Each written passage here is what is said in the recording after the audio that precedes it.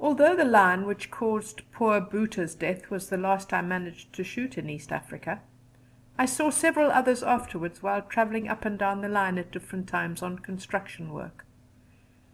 In particular, I remember one very curious incident which happened early on the morning of June 2, when I was travelling towards Nairobi accompanied by Dr. McCulloch.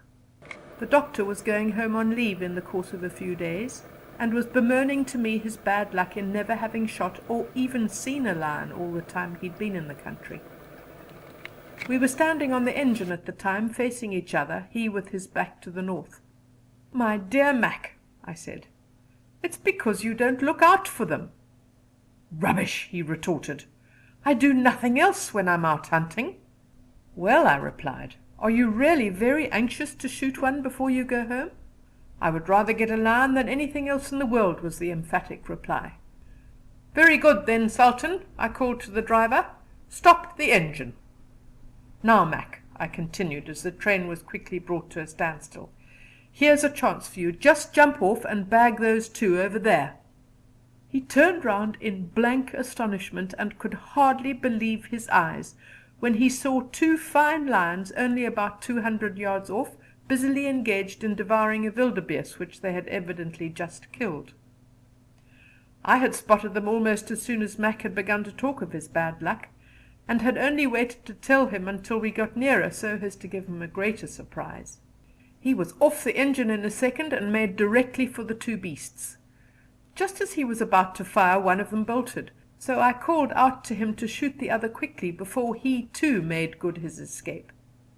This one was looking at us over his shoulder with one paw on the dead wildebeest, and while he stood in this attitude Mac dropped him with a bullet through the heart. Needless to say, he was tremendously delighted with his success, and after the dead lion had been carried to the train and propped up against a carriage, I took a photograph of him standing beside his fine trophy. 3 days after this incident, railhead reached Nairobi, and I was given charge of the new division of the line. Nairobi was to be the headquarters of the railway administration, so there was an immense amount of work to be done in converting an absolutely bare plain, 327 miles from the nearest place where even a nail could be purchased, into a busy railway centre.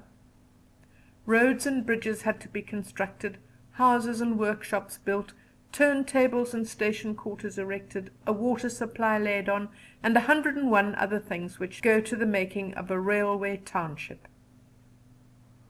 Wonderfully soon, however, the nucleus of the present town began to take shape, and a thriving bazaar sprang into existence with a mushroom-like growth. In this case, however, a case or two of plague broke out before very long, so I gave the natives and Indians who inhabited it an hour's notice to clear out, and on my own responsibility promptly burned the whole place to the ground.